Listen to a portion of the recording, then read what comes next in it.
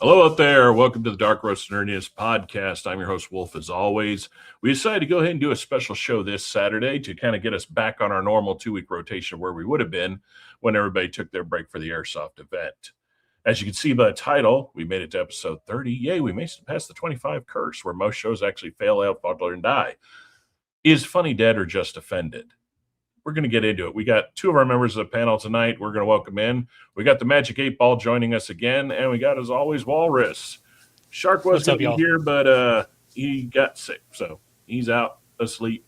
We wish him the best. Hope he starts feeling better. So, gentlemen, one of y'all, it's been a little while since you were on here.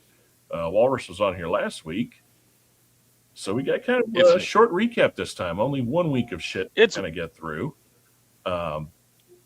Thankfully, even though we did, it's kind of a weird thing to say thankfully. I say thankfully, we only lost one major celebrity in a week's time. Still shitty that we did. And let me see if I can bring up. I don't think I have a picture here right now. So let me just real quickly bring up. If I can get his name correctly. He said the most poignant thing that took me into the war on terror. When you're trained to kill, it doesn't pay to have manners. All right, so sadly, we lost Patrick Muldoon. So for those of y'all that name doesn't kind of ring a bell, you will probably remember him from Starship Troopers as the basically flight guy that was teaching Denise Richards' character how to fly and got his brain sucked out by the brain bug. But yeah, he sadly passed away on the 19th. I'm looking right now because I actually really didn't kind of looking at what actually did happen. Hey, we're totally professionals here. Yeah, we're really professional. We get things done right. We were ready for this. Holy crap. So he had age of 57 of a sudden heart attack described as an acute myocardiac infarction. Geesh. That's not heart go boom. Yeah, about to say that is anything with the heart sucks, but that's one of those that was not in your sleep. Let's put it that way. Eesh. That's a rough one. Ugh. Well, he'll always be remembered. So, I mean, seriously, other than the main characters, he was one of the characters in the movie that you'll always remember. Mm-hmm. Even though he was kind of the character who got pinned on as being the dick at the beginning. But, all right, so on other news, when we come into the gaming space over the past week, Microsoft is doubling down on the Xbox brand, reversing its Microsoft gaming naming shift. So what you're saying is your marketing backfired and you realize you should have just kept it where the fuck it was. They're saying that it's going to be a broader platform, boosting daily player engagement and affordability. Yeah, when you're charging $80 for something that you'll never ever physically own, I don't exactly call that affordable. You know, give us fucking media back, assholes. On another note, Call of Shit, aka Call of Duty, will no longer launch day one on Game Pass. Like I care. I figured I'd mention that because there are a lot of people that are Call of Duty fans. If you hadn't heard, yeah. If you have Game Pass, which they just upped the cost of, you're not going to get it on the same day. And basically, it reflects their concerns of subscription profitability and lost revenue. Yeah, as if that game isn't just a fucking pay-to-win gotcha bullshit nowadays anyway. All right. Who's that drop? They let the bot in. Who let the what? Yeah. Well, at least we were, when we first were talking about the new CEO, at least the direction she's starting to take it in is better than where everybody thought it was going to go. And for a while there, you thought it was just going to be a cash grab bullshit, watch it burn. But it sounds like she actually wants to try to bring it back to something that it used to be. So here, basically, this dropped literally not even 24 hours ago. DC Studios and HBO have removed the recently released trailer for the upcoming Lantern series from all social media accounts. Yeah. Really? The Lanterns trailer released March 26 was taken down from official DC and HBO channels. The removal occurred shortly after a new poster and trailer had just dropped. The show was What's the described delay? as a gritty detective, huh? What's going to be the delay? Well, that's the interesting. Like there was the controversy that it faced some modest backlash, due to thing like we all watched that trailer and it really wasn't that Yeah. great. The whole not having green with Green Lantern in the title, and the director talking about how he thought that was stupid or not. Originally, the theory was, when this was first kind of shot out into the world, is that it was going to be called Lantern Corps, which makes more sense. But that first trailer we saw, it left nothing to be desired, which is sad because I personally think the casting of the two guys was good. They're both good actors. But I mean, it deviated significantly from what fans and everybody knew about the Lanterns. Well, yeah, and it had weird, stupid shit like him moving his closet and the suit is in the closet. Like the suit manifests when he activates the ring. It's not something you put on. The janky him taking off, that whole flight thing was like really, really bad. Like that's probably the worst takeoff of a superhero in modern superhero shows. So despite the removal, Lanterns is still expected to be part of the DCU Chapter 1 Gods and Monsters. So it's theorized right now that it was just potentially shifted to a later date in 2026. But right now, there has been nothing official from DC of why they removed it, what's going on with it, is it back to the storyboard if it's still coming out.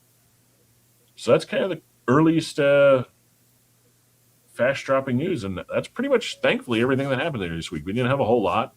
We got some pretty good amount of trailers and stuff we're going to go through later that are going to kind of walk in on whatever this thing is. You're doing it to less than 10 random people. Not every conversation needs... Well, we like live streaming. This is just us bullshitting with each other. If you care to join, try to know the conversation. If you don't, nobody says people have to watch. We're not really doing this to be famous or for people to watch. We just I'm doing this to be famous. I'm doing this so that people can watch. Well, I'm doing this for my sponsor. That's right. Liquid Death now has purple drink. I mean, it's because you're the famous one, 8-Ball. The rest of us are just trying to ride the coattails. That's all. Well, their comment comes down in the simple sense that there are a lot of people that it's like every channel you watch that has hundreds and thousands started with just 5 or 10 people fucking watching. Yeah. Everybody started with a live stream prior to doing closed caption stuff, prior to doing released videos. We like doing the live streaming because it's easy for us to do in a sense of getting together, doing it rather than doing a video, filming, editing, doing post-production work. Yeah, I mean, this whole thing is just us hanging out. Like, there's no, like, airs or anything else being put on for this. Yeah, it's just literally the us only hanging out and y'all get to watch. Yeah, and the only plan we have is anything major that kind of pops up, we'll talk about it, have fun with, and we'll laugh at a bunch of shit. But you know what? I want to thank that commenter, and the reason I want to thank that commenter is because it's engagement, and engagement pushes the algorithm to put it out to others. So thank you for telling us that this conversation that doesn't really need to happen, so that more people can listen to our conversation that didn't need to happen, kind of like comments that didn't need to be made. Yeah. So please tell us again why this shouldn't happen. Yes. I want to get famous. Look how I shill. My thirst sure is dead. Oh man. I think it's freaking What's that about shilling? Oh God, you actually drink that shit? Oh hell no. Not strategic product placement. I don't have any product placement because I don't buy shit like that. Well, I do buy Echelon, but Echelon wasn't bad. Oh, hey.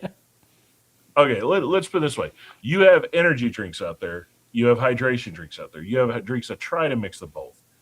You don't have anything. There's not a whole lot out of there that has caffeine made only from green coffee, not pumped up caffeine. Yeah, you're right. Hydration stuff that's actual real minerals and stuff that you need at levels that actually matter. I love these things. It's like drink our electrolyte mix, and you look at it, it's like 10, 5, 20 milligrams, and half this shit ain't going to do a damn thing. No, you literally got rid of all of that in the first 5 seconds of taking a piss. but not a lot of them have neurotropics, brain focused stuff. Not a lot of them also have no dyes, no artificial flavors, and no fucking sugar. So they kind of hit it out of the park, and the flavors actually taste pretty goddamn decent for what they are. That reminds me, you talking about that? The one shot, the chewy, like, oh, they're almost like little candies wrapped like Starbursts. Okay. But they're really good. I've got a bunch of them. They're tasty. They work. So with this, I got 4 grams as far as carbs go, and then I've got 4 grams total of sugar. I'm just saying, we can kick all these to the curb if Rip It wants to come in. It's like 20. First of all, we're at war in the middle. That's hilarious. That's the best thing. I mean, that's worthy of clipping right there. Rip It. Yeah, clip that. Need to come back. Robo 8-Ball. He'll be back. Robo 8-Ball and all. The only word that came through was cum. How do you do it? Or what? Yep. There you go. Now you're back to normal. I actually did that. I kicked the thing under my desk, and I was like, "Oh no!" So you pulled a shark.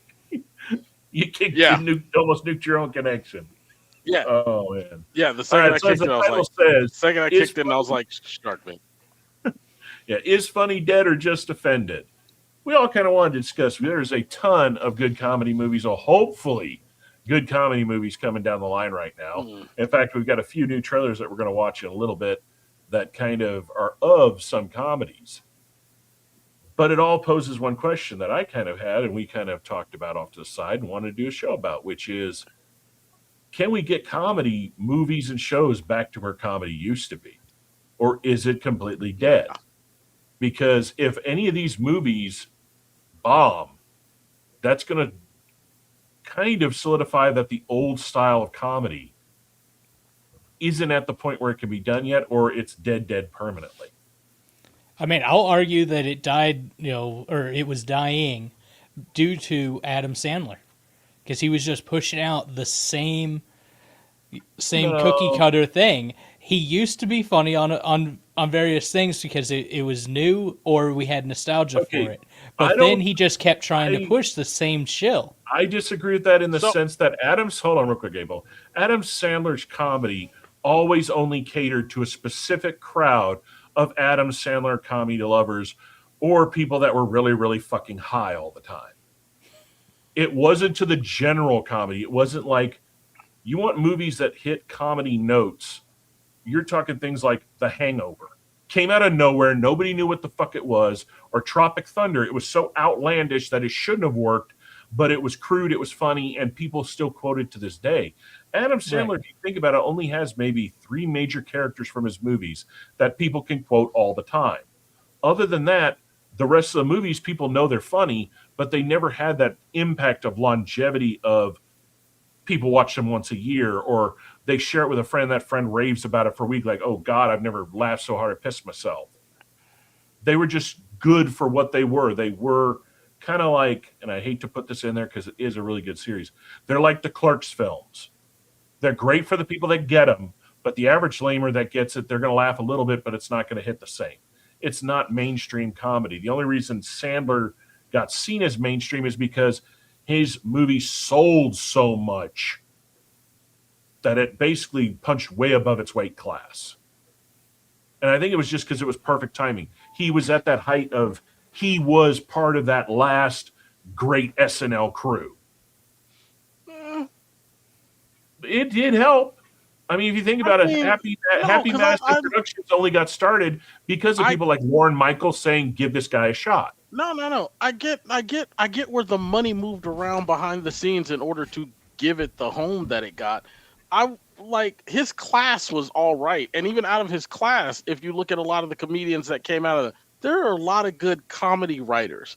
And this is the thing that people don't get. There's a lot of good comedy writers. They can write things that are kind of funny. You can skit it out. And when it's skitted out, the acting behind it is what really gets it, because they wrote out something funny, but then you got somebody acting it out, and then as you see it visually, you go, "Oh shit, that's funny as hell."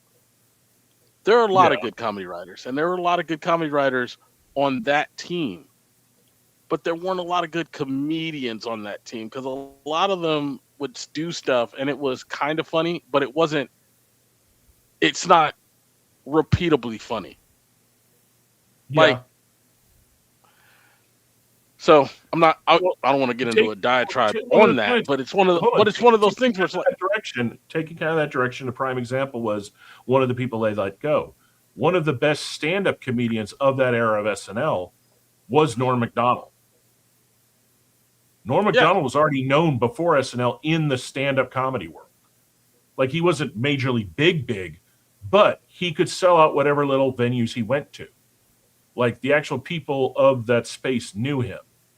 I would say, I'm trying to think of the guys. God, it's hard to remember. Chris Rock was another one.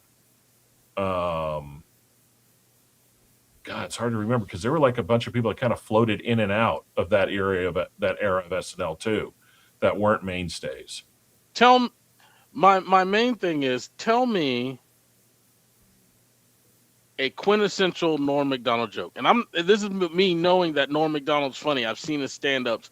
I laugh at Norm Macdonald. But what I'm talking about is stuff that's comedy that will follow you. So it's like, I saw this. Okay. I'll put it like this. Shane Gillis. Shane Gillis is funny to me. And he's done a whole lot of different things, but I can go back to one of his earlier stand-ups, and his ISIS fighter joke is still hilarious to me. Where he's talking about, you see a Navy SEAL killing, you see somebody, one of our guys kill a guy, it's like area clear. But then you see the ISIS, like they fire a rocket and it blows it. Oh! We got one. It's a funny joke. It's a funny joke, and when you see it, it's a joke that will follow you so that you'll see it. I'll put it a little further, like Key and Peele. Key and Peele get a lot of crap for being called, like, a lot of crap. They get called names and stuff like that, but they were legitimately funny. Their UFC skit is still one of the funniest things I've ever seen, and every time I see it, I laugh, like the rib-hurting belly laugh, because it's that funny. Yeah, I would take Key and Peele any day over Eric Andre. Right. Well, Eric Andre's not funny, and that's the whole thing. No, Eric Andre's not funny, and what's his name? The other dude that was on the Eric Andre show, the black dude with the glasses who sounds kind of like that, I know you're talking about. Every movie he plays the same goddamn character. Yeah, he's one of those dudes who's a good comedy writer, but he's not really funny. He's one of those dudes that, like, you went to a party once and there was a dude who said some stuff and you laughed really, really hard, and then you saw him again and you were like, man, just shut up. Like, so. But yeah, kind of back to the thing. Can we get? I want to know if any of these movies make it, then we know we're at a stage where stuff like that can come back. I want. Hold on, real quick. I want the grand days of comedy back. You're not going to get it. You're not going to get it, and we can't get it if we have somebody good enough. The problem is there are none of them out there, in my opinion, that are that good. You can't, and I'll tell you where the Rubicon is. History of the World Part 2. I disagree in that for one reason. Did you see it? I saw it, but have you watched the interviews afterwards? Yeah, there was a lot more interference in the creation of that than what Brooks wanted. There were writers that he had to get attached to it to get it made. That's where Spaceballs, I think, is going to be different. Spaceballs is just him again. It is Mel Brooks at his core. And I am hoping for that. But because History of the World Part 2 exists, lets me know that we are so far away. Because even in that, there's also a difference. You got to remember that was also a made for streaming release rather than just being something that should have been released. That changes way, it. That changes it because it changes it because think about everything that's been made for streaming versus things that are not made for streaming. What Matt Damon and Ben Affleck said on Rogan's podcast when they told him, if you are writing for a streaming service, they want you to change your writing for all your goddamn second screen watchers. So it changes the dynamic. It alters it. Rather than just writing for writing's sake of people that are actually watching what you're writing and not being distracted by, their fifth TikTok of some dumb shit that's rotting their brain. See, I would listen to that, but then I saw The Rip, and that was a really good fucking movie. I haven't seen that one yet. Yeah, I haven't either. Watch The Rip. It's Matt Damon and Ben Affleck writing a movie for Netflix. Watch it. It's a good-ass fucking movie. So it's a clip that moment, basically. Yeah. Sorry, ladies and gentlemen. We're working with shorts and we're testing things out right now. Yeah. Shout out to the thousands of individuals that watched us do our shorts on Spaceballs. So I kind of don't. For those that really hated it, please let us know why you hated it. Why let them know? I don't respond to trolls. I don't even delete them. I just act like they are literally what they are, a fart in the wind. For a few seconds, you smell it, it annoys you, you wish it wasn't there, and then seconds later, it's like it never fucking happened. The only thing trolls look for is for somebody to give them a response. The truth is you need the hate. You need it. You can learn from it. You can learn from it. If they have something worthwhile to say, it's like, okay, yeah, I can see that. Like if somebody were right now going, the white light in 8Ball's camera shines directly off of his head and it interferes with my view and snow blinds me. Like I can get that. I can get with that and I can understand it and I'd be like, okay, maybe I can put a cover or something. But right now I don't have lighting, so I just have that. But I digress. Back to the comedy thing. It's one of the things that kind of bothers me about the way that we've gone, because you've got things like Scary Movie is coming back out with the original writers. Yeah. And I'm looking forward to that, but I know it's going to be a lot of is that just going to be nostalgia? Is that what it's all going to be? Right. Right. And I'm hoping it's not going to be that's a catch-22 in the sense that all of the Scary Movies work off of nostalgia. That's all they are is ripping. Right. It's a bad example, but still. No, okay. No. Because you can watch Scary Movie 1 and 2, still watch Scary Movie 1 and 2, and the references are there. It's funny, and it's actually done in a funny way.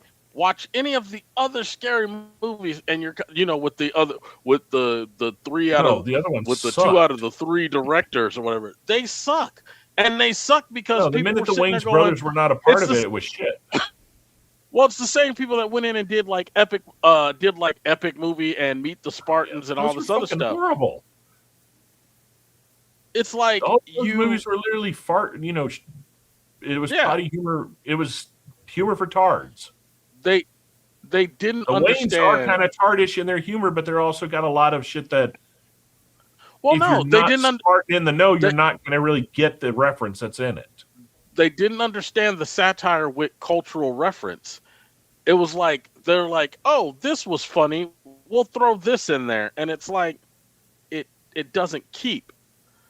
Like there are things that are funny in the zeitgeist that happen, and in the moment it's hilarious, and then the moment passed and nobody thinks about it again, and then you bring it back up, and some people will be like, "Oh, I remember when that was funny," but then there are things that happen, and then life moves, and then somebody brings it back up, and you're like, "Oh my God, I remember when that happened. That was funny." And then the best part about that is life moves again, and then you come back to it, and it's still funny. And we haven't had comedy like that, and I'm hoping that we get again. I love Mel Brooks. I love Mel Brooks films. My entire racial identity is built off of Blazing Saddles. Because I'm dead serious. My whole take on white supremacy, everything, I look at Blazing Saddles and I realize, hey, where there's a serious threat, there's still not that big a deal. But watching what happened, watching the neutering that was History of the World Part 2, and I suffered through it. Like I wanted to turn it off, and I said, no, I'm going to watch this whole thing, because when I go back and have to ever talk about it, I don't want anybody to be like, well, did you watch the whole thing? And be like, well, no, because I couldn't get through it because it just wasn't funny and it was stupid and it wasn't funny. And that was the worst part about it. I could have dealt with the basically the PC culture of it if it was still funny, but it wasn't funny. And I'm like, I know y'all did not attach Mel Brooks' names to this. Mel Bartholomew Brooks, you attached his name to this? Man, 8-Ball using his government name and everything. No, but he has a point, because it was not Mel Brooks. It wasn't. And the worst part was, that said, I don't think we're gonna see anything bad like that with Spaceballs, for the simple fact that you're not going to get all the original people back if the script sucked. You're sure as fuck not going to get Rick Moranis. I mean, that's all. Like, the man's done since he left after his wife's passing and left the industry, and I don't think he really intends to come back to the industry. I think this was I think this is a one and done. This is a favor. This is. I don't even think it's a favor. I think it's a finishing of a story, because if you think about it, that is the only thing he's ever done that left open for something else. Every other role he ever played really were finalized in a sense. Yeah. The only other character I can think of Rick Moranis ever playing that a second movie could have been made if they ever wanted to was My Blue Heaven, with him and Steve Martin. Because that one, the whole premise of that, they could have met back up if Steve Martin's character had gotten in trouble again. Right. But other than that, everything else Rick Moranis played, he was either a side character or it was a one-and-done story. Spaceballs is the only one that they literally said, Heaven's Rim, hopefully we'll all meet. And Spaceballs, it was right there in the movie that, hey, we're jabbing that we could do a second, but it also, so much people always wanted that second. Spaceballs 2, The Search for More Money? Yeah. Well, have you seen the little trailer thing he released? We showed it on the last show. It's fucking hilarious. She goes, that's not great. The title. Why? Because I found the money. It was in my basement. So it's basically, the title is Spaceballs 2, the new one. Which I think is fucking hilarious, because there's so many different innuendos in that, taking a jab at Hollywood and their shit lately. And that's why I think it's going to be good, because one, you got multiple factors. You got Rick Moranis coming back. You got the whole crew coming back. You got Mel Brooks doing this on his own fucking money with no studio interference. You got mass distribution. And on top of it, this is going to be his last fucking movie. Mel Brooks does not strike me as a man that's going to go out on a low note. I think he's going to release. I'm hoping he just goes full, no holds barred. Let's do the full on old school Men in Tights style, attack everybody, no holds barred sense of humor. That's what I'm hoping Spaceballs will be. I'm hoping Spaceballs will become the 2020s Tropic Thunder. Something that people are just going to quote again and again and again and again. And then 10 years down the road say, you'll never fucking make a movie like that today. Which literally brings another point. Tropic Thunder. Probably one of the last great, dark, we don't give a fuck who we piss off comedies. Well, they were like intentionally trying to piss everyone off equally. Well, yeah, because the way they did it, you could get pissed off, but then the next thing they would show would literally say, make you question, why are you getting pissed off at this? We just told you this isn't right and wrong. You can't say that we're being wrong for showing this because we just called out how fucking wrong what we just showed you is. Like Robert Downey's his entire character, the way they brought up the character, they show it, the way they make fun of it, is literally already saying, we're offended for you in this, showing you that it is offensive, but it's even more offensive that he doesn't know how offensive what the fuck he's doing is. You know what the funniest part about that is, and I love that black comedians came out and said this stuff. Everybody that ever tried to cancel Robert Downey Jr. for doing blackface was white. Oh, yep. Yeah. There was always that not way. there was not one. I'm just saying there was not one black person that didn't get it, that didn't didn't miss. You know what I'm saying? Like they're acting like it was offensive because he was playing a black guy. It's like, yes, that was the joke. Like, well, I mean, I feel like if he didn't already have the card before, he earned it with that one. Fair. But they're right. That movie, for the most part, was perfect time. No, technically, for me, Robert Downey Jr. earns it in Kiss Kiss Bang Bang. That's another good one. Yeah. That's that's where yours starts. How many people from me?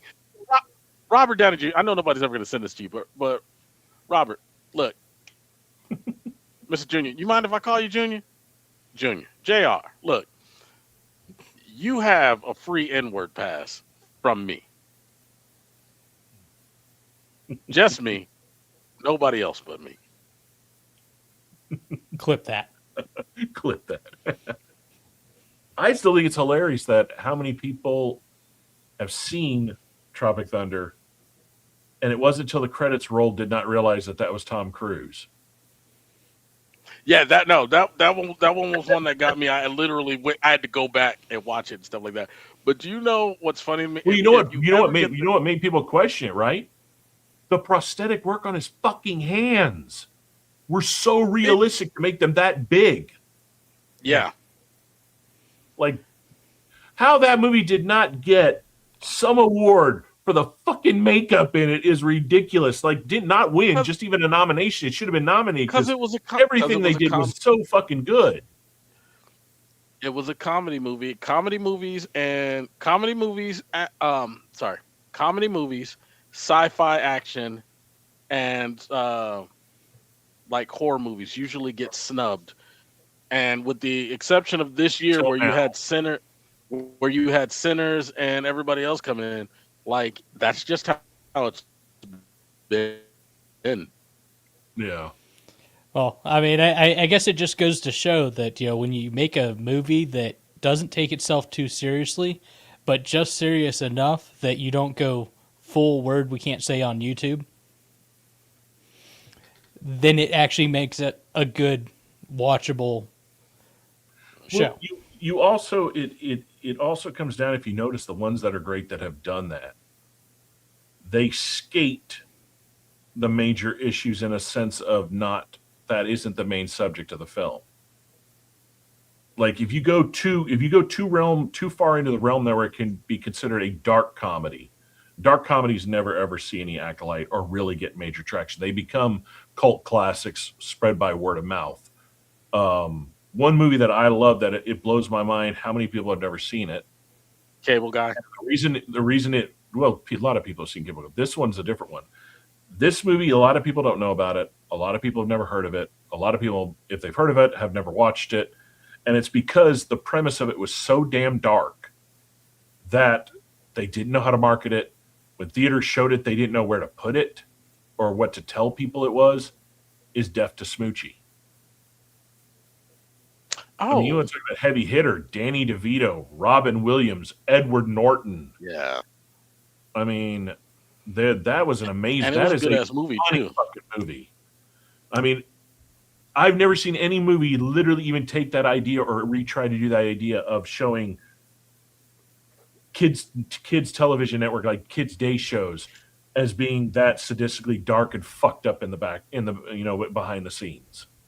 Well, until, the Nickelodeon's behind the tour thing. Well, that's what we're not talking about documentaries.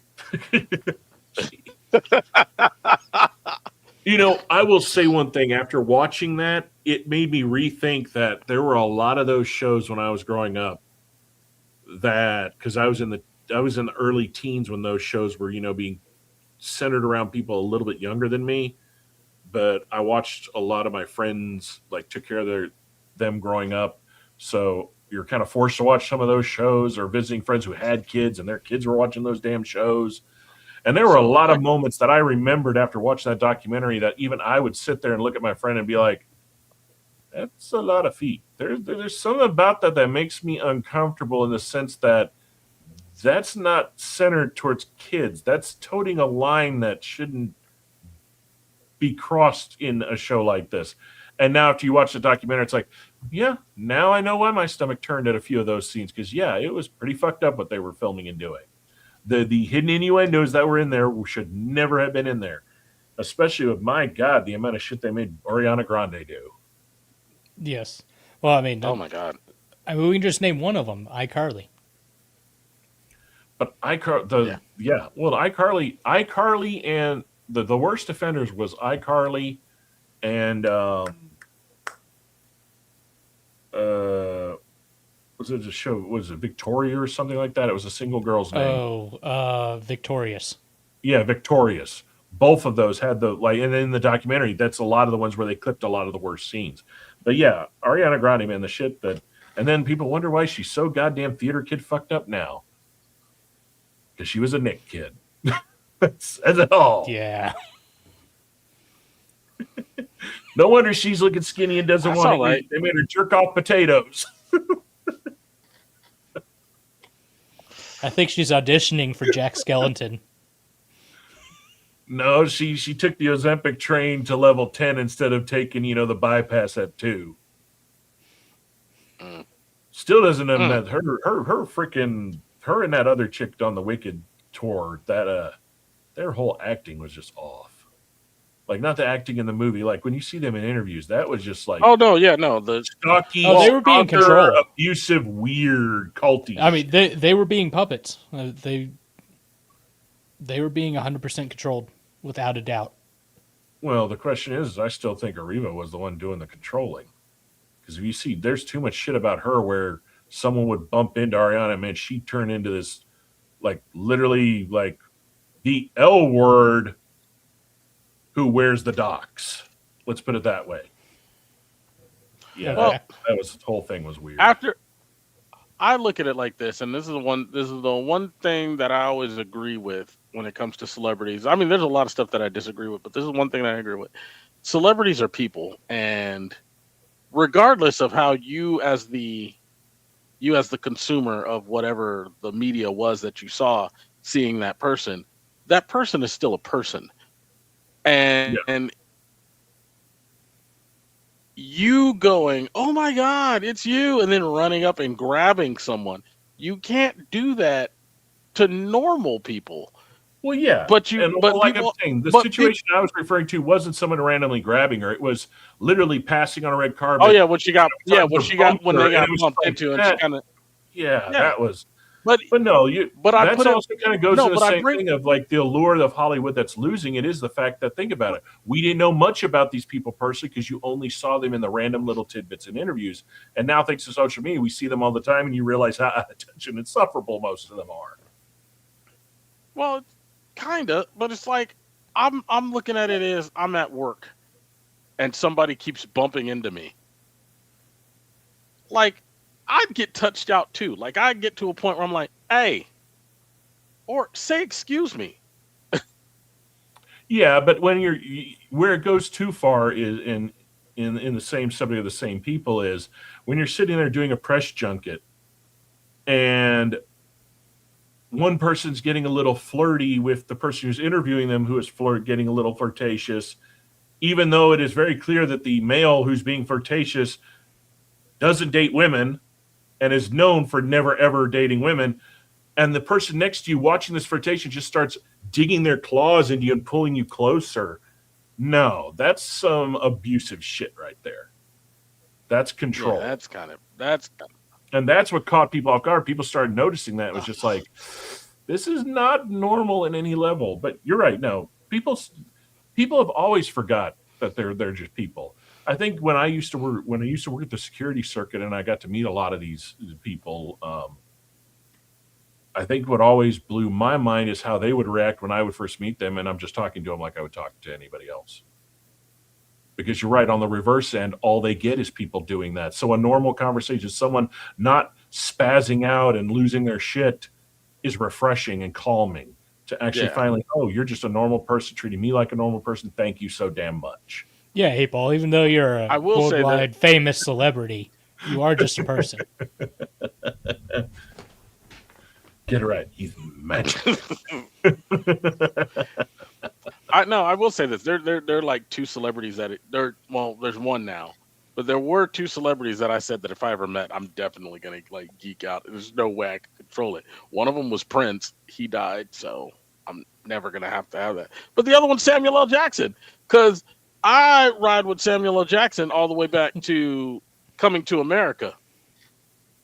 So Okay. like, if I saw him, I would probably chill out, like, but like the immediate meeting, that motherfucker, and then I'd be like, "Hey, how you doing? My name is Jay." See, I'm in the same boat. I only Like, had two that I probably would have reacted that way, but both of them I never got to meet, and both of them are no longer here. So one of those would have been BB King. I would have loved to have met BB King. Yeah, that's a good one. And the other one would have been the person that literally, okay, other than my father, there are two people who indirectly affected my life in the trajectory of how I think, how I act, how I treat people, how I process things. And if I had met both of those people, so 3 people in total, I would have lost my shit. But both of them died, and I never could have, never going to get to meet them. And that would have been Bill Hicks. When we're talking about great comedy, Bill Hicks. Yeah. And George Carlin.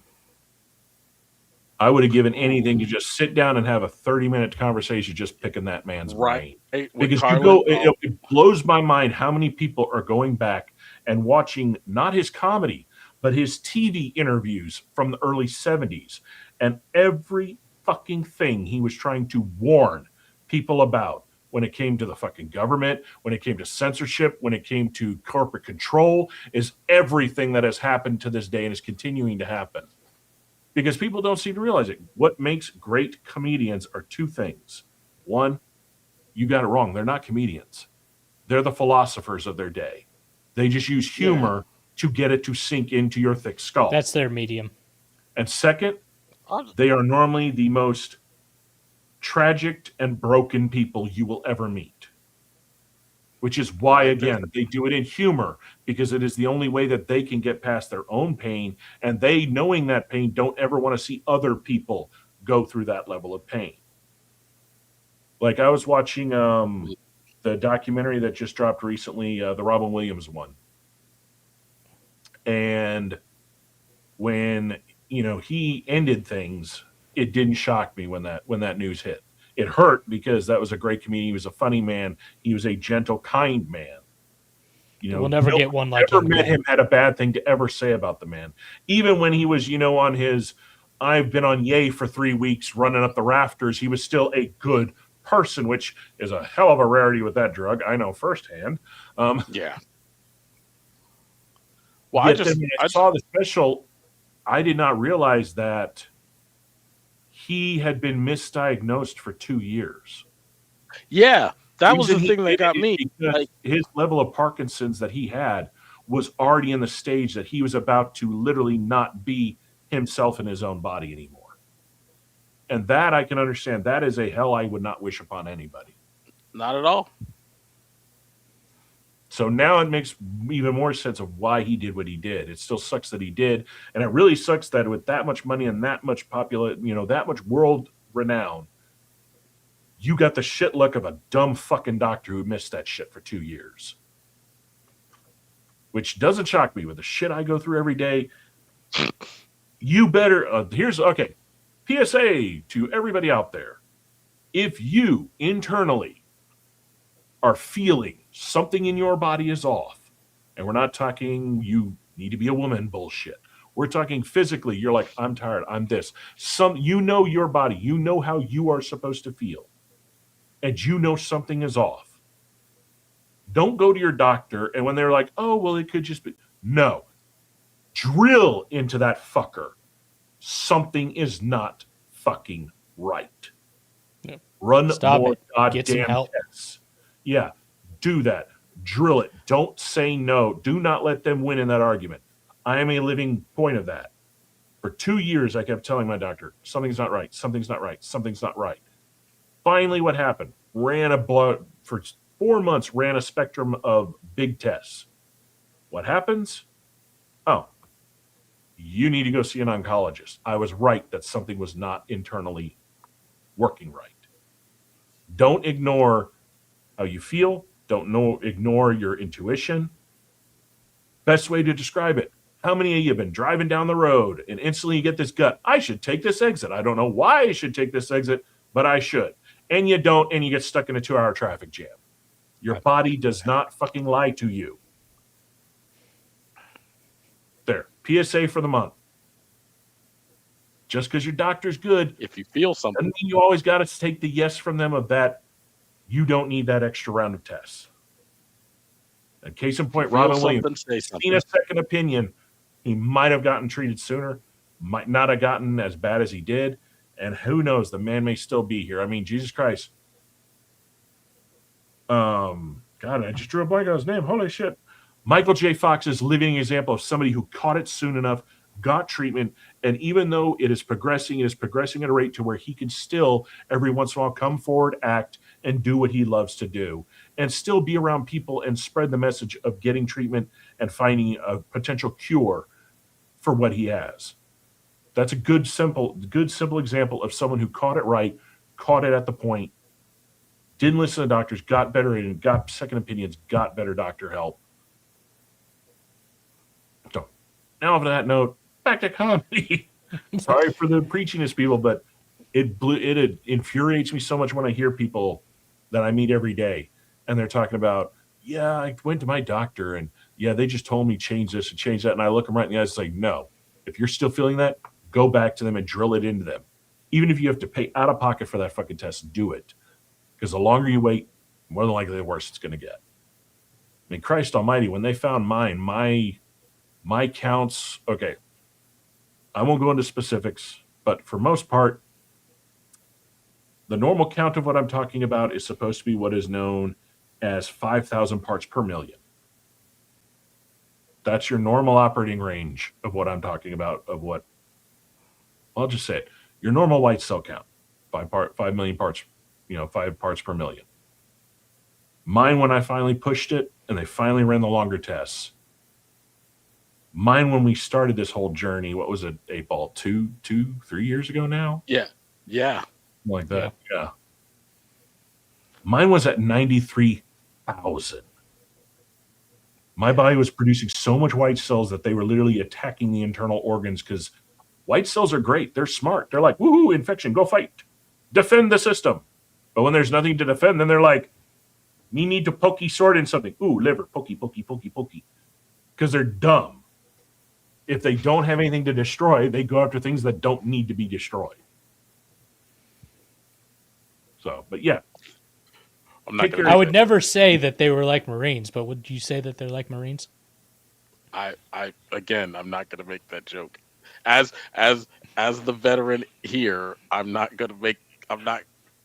it's low hanging fruit. I will state this.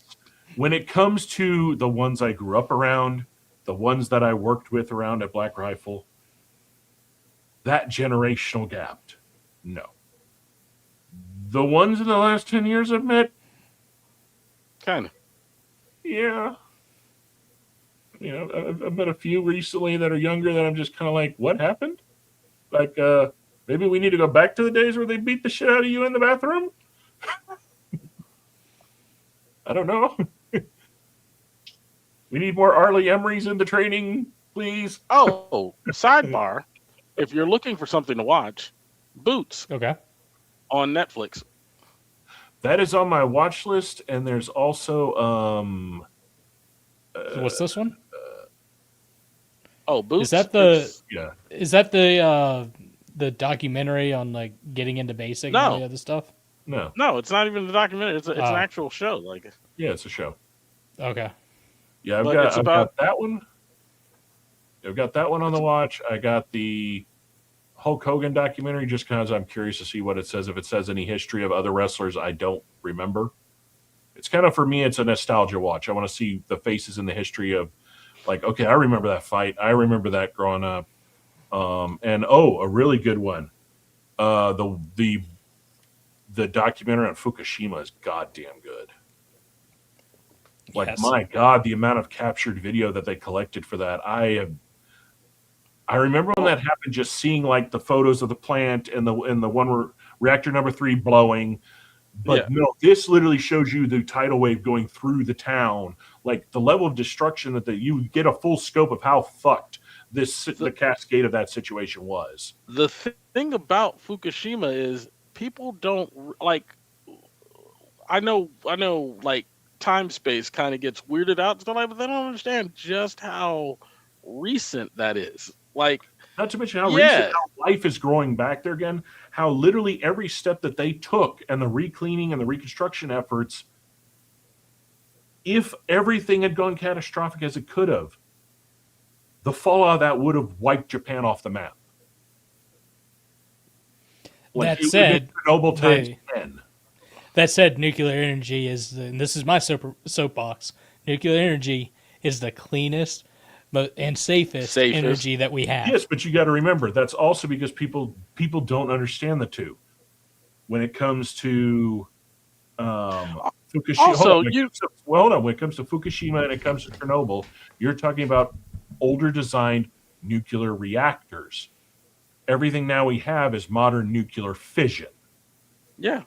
Works on different principles, less waste, more reliable, and it all has multiple redundancy kill switches. We're driving boats and we're driving submarines. Put out, it's overheating, all the steam's about to go.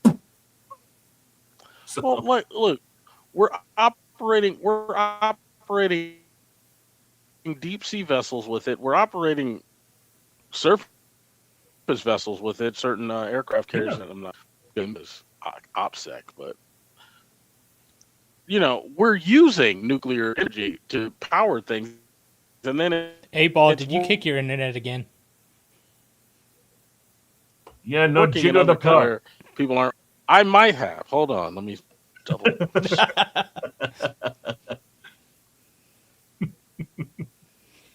Can you see me now? Well, that's a trick question. We can. You're just not moving. You're not moving. Now you're moving. Better? Yeah. Yes. There we are. Oh, okay. It's like me. I got to get a better chair. Anyway. This chair fucking sucks. Anyway. Hold on, everybody out there. To the joke, I will don't ever buy this piece of shit. Sponsored by Secret Lab. Oh, hell no. I'm sitting in a nice... I'm sitting in the nice kitchenette dining room standard chair. This thing sucks. I want to sit in that one, but I need to move everything in order for me to be able to sit in that one. I'm thinking about turning the recliner back into my this one chair, just because. Honestly, the chair, I just want. Even though they're expensive, I will say this because we had them at Black Rifle. Herman Millers are fucking comfortable. They're expensive as fuck, but they're comfortable. Yeah. So if I can get an Embody on Facebook for half the cost, I will. I'm mad. All the call centers I've ever worked in have had really comfortable chairs. Well, get this. A lot of people are like, I don't want to buy a Steel Series or a Herman Miller used on Facebook Marketplace. People don't realize if the person selling it gives you the serial code, those chairs come with a 10-year fucking unlimited warranty. So you might be buying a chair that still has 5 fucking years left on it. And they're transferable. So, little tidbit, if you want a good chair. Hey, Herman Miller, sponsor. Need a chair. Oh, man. But no, back to like comedy and everything. It's we've got some few trailers to watch, and I think we'll get more talking into this subject. I think instead of rather leaving the trailers for the end, I want to kind of just do them intermixed to us talking because it kind of fits it. Because we got some hopefully soon to come out bangers. So trailer wise today, we got a few. So when it comes to comedy, we got the new Scary Movie one, the actual official trailer number 2. Out of left field, and I had not even heard about this movie, but it looks like it's actually going to be fucking funny. Coyote versus Acme. Oh, actually, shit. Like it might be funny. Yeah. The one I've been waiting for. the one I've been waiting for, and the trailer did not disappoint so far, Super Troopers 3. Super Troopers Which one do 3. you gentlemen want to start off with? Let's go. Well, we need to save Super 3. Troopers for the end. Aw. Well, how about we do a little tidbit? Let's curve from comedy real quickly. And we're going to bring up a nice little video from a gentleman all of us know here. A gentleman by the name of Airsoft Mike. Reviewing Airsoft Mike. A new gun. Well, not a new gun, but it's the new model of an old gun. Replica. Yes, a replica. These are replicas. They shoot little plastic things in gels made of water, YouTube. You fucking wankers. So all I got to say is, when are we getting our YouTuber was sent to YouTube prison. Yes. Yes. Let's go. Airsoft Mike promptly escaped from a maximum security open prison with no doors, the London, UK underground.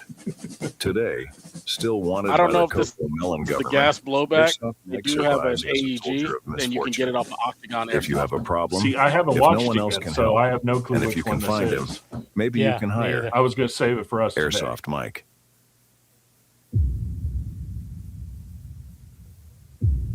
All I got to say is it's a 1-to-1. It's perfect. And I know it's for a fact because I own 2 of these. Don't anymore. I might go buy another one again. It looks so good. She's gorgeous. I ain't getting on no train, sucker. Airsoft Mike in the yard with the mask on. Mini 14 look clean when the light gone. Flip the switch, make the whole team stay at BBs. Funny In the that an mag, got the airsoft game in actually the just air. did a Pocket better full of rap green than tips, for not a the real rap. thing. Same old green Yeah. when he step in the kill ring. Slide through the lane with a corn, little flex. Don't need talk, that cold. Stepped in the pressure Yeah. ride. Airsoft Mike, say his Okay, so name, it's then the not a tape goes review. tight. Let me see if he actually states. Now, he left this one simple, so I'm not too sure if this is the AG or If it's the gas. I don't know. I want 2. All I know is you can. All I know is if they're like 270 something on Octagon, and you can get that. You can get the chromed out A-Team one, or you can get it in regular black. Yeah. Or if you want to spend a little bit more, So want to go with the GBBR, you can order it from Swit Airsoft, Yeah. and they've already installed all the raw tech internals if there are any. yeah, I mean, case in point, the only thing I've never had to rebuild is the CZ pistol they built with all the upgraded internals. And that thing literally shoots it under a joule, yet hurts like it's 4 joules. Because there's just no drop off on them. They just fly and keep going. Ask Shark, he had several whelps on a game we played against each other one time with that thing, and I would hit him from across the field we were on. And even he was like, God damn, that thing hurts. But yeah, figured I'd play that video. I'm down to get an A-Team thing going. Yeah. I don't know. We need I one of already each. called Mad. We need the AEG and we need the gas blowback one. We need both. Yeah, because there are times Fair. where sometimes the GB ain't going to work. It's just the light. Oh, I am not wanting to play you, So- goddammit. I'm just trying to get to the thing. So I want to do at least one full gas blowback build, but I keep pricing it out, and it's like I can't justify spending that much money on airsoft. Well, I mean, you had the And granted, Star. no, You're no, just spending granted, more on I'm- the damn mags than you will most of the time the weapon itself. that's my issue. It's mainly the mags because I'm like I'm old, and then when you go into the airsoft space, I'm really old. I'm old. I was introduced to airsoft at a time when it wasn't this ubiquitous thing that was around and laws were passed on it or anything like that. I'm old. And so when I say that, I say this. I was there in the trenches when you used to get the psst from every gas mag that you ever got. and nobody knew how to fix them. So you would just have to replace them. And gas magazines cost a lot of money. And then they came out with CO2 mags. And again, I'm old. I was there when they didn't have the regulators on them. So it's like full CO2 gas mag held the gas just fine. Damn near killed you because there was no regulation on how much gas went out with the trigger pulls, right? The good old click, clack. Yeah. And the hammer flies back, half the gun blows apart, and it's just a stream of air coming out the ass end. I was there. And you get the nice little freezer burn all around here. I was there. I lived it. Then you're just throwing the replica at people. Right. Right. You're Davy Crockett at the Alamo. But my point is, after watching everything that's been done as far as airsoft goes, I'm still one of those people who, other than HPA, I'm like, the only real reliable gas system to me are CO2, because I know how much gas is in there. I put the 13 gram cylinder in there. It filled up. I know I'm going to get 2 magazines to 3 magazines before I'm out. 2.5 if I'm doing the sustained gunfire because of cooldown. I already know that. Even though I know they've gone from NS2 to NS3 to new gen, as far as just green gas goes, I can't do it. I can't trust it. So I'm not going to buy 10 green gas magazines, but I do need to buy 10 CO2 magazines. And as I'm looking at buying 10 CO2 magazines, I'm looking at 5 different guns I could have got for the same price I'm paying for all of these CO2 magazines. And then that's before the gun. Yeah. And out of every one of those magazines, whether it be green gas or CO2, my experience, the only ones I've never had massive failures or issues with is the original Glock Maruis. All the other ones I've had issues with. That's the one thing I'm glad is that my Shadow actually takes the Glock Marui styles, because every other one that I have that takes its own type always had freaking issues with them. See, and that's how I learned from my elders here in the show. I just didn't do gas blowback. I went to HBA because I was smart. Let me see. Let's go with my problem with HPA is the hose. And now that I can do the full stock and the one piece gun with HPA, I want to do that. But I'm thinking I've decided on which gun I want to do it with, but I have to buy an EBR that has the M4 stock on it. I have an EBR that doesn't. I'm gonna basically turn that into a battle rifle. I'm gonna get the one with the M4 stock on it, put on the CO2 M4 stock, drop in a I don't know. I don't know which engine I'm going to drop into it yet, but I'm going to drop an engine in it, and I'm going to use that as a DMR. Wait a minute, which gun? 8-ball, which gun? Did he kick the internet again? I don't know. 8-ball, did you kick the internet again? All right, let's give him a second or two. No. Okay, you're moving. No, again. This is my computer just being shit now. Okay, which gun? Yeah, no, this is my computer. Oh, I said the EBR. Oh, the M14. I want to get an EBR, but I have an EBR. So the only engine that I have, M14 EBR, I have one. Yeah. Okay, yeah. The only company that still makes an engine for it that works is the Wolverine Hydra,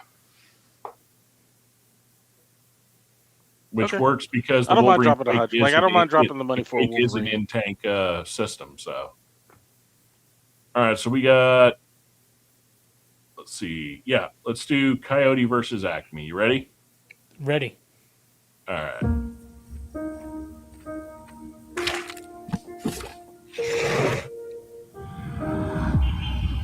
Oh, I like it already. All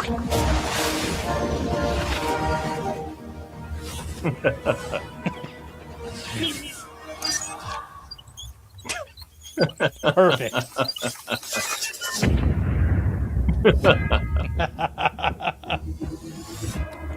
Have you been horribly injured by a product made by the Acme Corporation? It's not your fault. There's probably someone to blame. Name of the case is Coyote versus Acme. Wile E. Coyote. He is reckless. We all know who's responsible, and all of his injuries are self-inflicted. Oh shit, John Cena. Oh yeah. Oh, this is gonna be good. Settling Acme cases for years. I could probably get you $250 for that. This is your opportunity to really show people what you're capable of. These companies think they can do whatever they want. We're sick of it. Acme, act you! Nothing to see here. We really have nothing.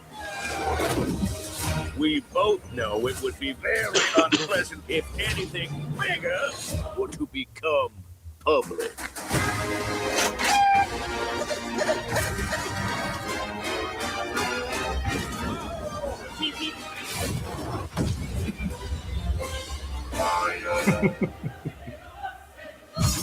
So, what is up, Doc? The Acme Corporation is releasing this film for accounting purposes only. We do not condone any of the storylines depicted. Wow, and it's soon. I love that ending. Yeah. So that actually Okay, so good. we have the rating scale now. Right? Yeah. Let me bring that up here. Yes. Okay. Yeah, I mean, we're definitely seeing that. I mean, that we all agree. I mean, this is the new Yes. Looney Tunes No, back in that's it. action, That's but it. better. So yeah, we created a rating system. And okay. So yeah, that is definitely a perfect shot of espresso. Yeah, perfect shot of espresso all day. I think that to me, as good as that looked as flawless as if you were watching like Who Framed Roger Rabbit. This reminds me of Looney Tunes back in action, and I love that movie. Brendan Fraser. It was awesome. I mean, there was some uncanny bits to it, but I mean, that was early 2000s. They were doing their best. This looks fantastic. Speaking I can't of wait. a twistedly dark comedy that toted almost erotic, that has the same vibes as that movie because it's cartoon meets real world. Cool World. Cool. Yeah. That was a movie that was I can't believe that came out when it came out because of just the shit that's in it. But no, yeah, that looks good. So definitely got to keep an eye out for what was it? Monkey Bones? Yeah, Brendan Fraser, Monkey Bone.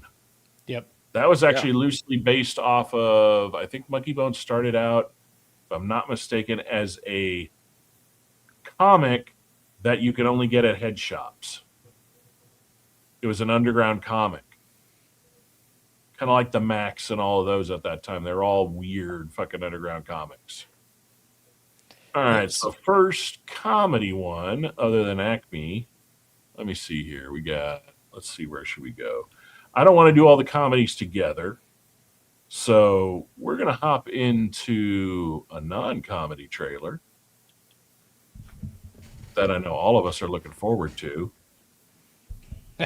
Season 4 of The Legend of Vox Machina. Since the day you first called Yes. me, I have been preparing you for what now begins. Everyone is in danger. Let me guess. A vague portent of doom with little to no explanation. This realm is built on false gods. The old ways must die. Who the are these people? The usual. Death cultists, supernatural villains. I just love the damn animation style on this. I mean, it's perfect. Yeah. And whoever they got to do Scanlan does it perfectly. Well, all of them. It's because they created these characters in their D&D campaign. Yeah. When they can't, You kick.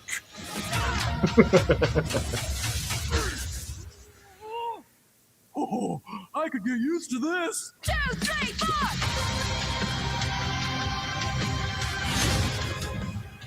Yeah, this is looking good. Out far longer than Yeah. you. maybe it's a complete and utter coincidence. We're not lucky enough for that. You cannot protect them all. We're Vox Machina, and we don't run. It's time to up.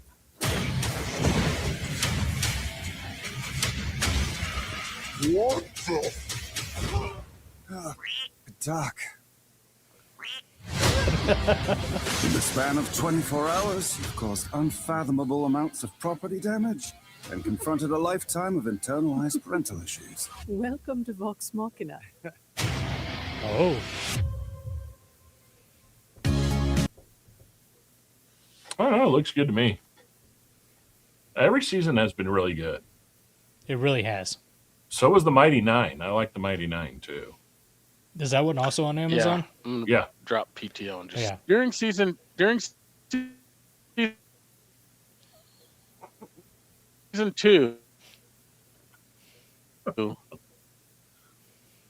During season 2, they did it at Regal Cinema. It was actually really, really good. They haven't done it, and I'm just like, do it again. It was fun to go to. What did they do? You kind of you paused out for a second there. So Regal did. What did they do? Release the first season, or did they just release the first episode? Oh, all right. No, Regal did during the. No. Second, when the second season came out, the first 3 episodes, they did a theatrical release, so you could actually go watch it in the movie theater. Nice. So it was all 3 episodes in the movie theater, and it was fun. And you had people cosplaying and showing up, and it was really, really fucking fun, and it was good. And I'm like, why aren't you doing that again? Mostly when it comes to something like that, it's probably distribution. So that's when they kind of take a break and don't do shit like that. Yeah, what happened to people, cosplaying and going to the theaters anymore? Like, it used to be such a big thing. Who knows? They all that kind of went in the mainstay. So taking my little break from the trailers, we got a little bit. Let me see here. I'm so lost today. Let's laugh a little bit at just stuff to laugh at. I don't have very many today. I think I only found 3.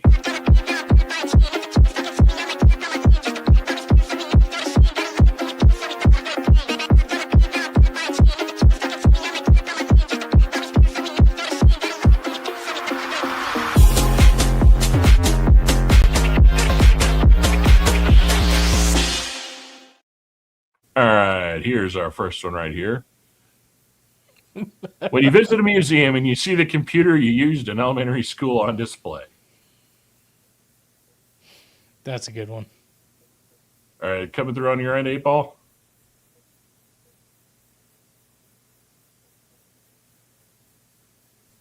You there?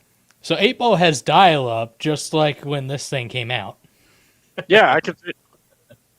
Okay. Yeah, I'm on one of those. I'm on one of those computers. All right. I think I gave him. Still trying to figure out the time when I do these before I make the video. All right, can y'all hear me now? Yeah, we can hear you. Can you hear me now? Okay. Look, anytime I freeze up, just keep going. All right, there you go, 8-Ball. A new movie nobody wants to see. That's not a true. I mean, nobody wants to see it, but that's not a true statement. I can. I know we're not going to go there. No. Bad 8-Ball.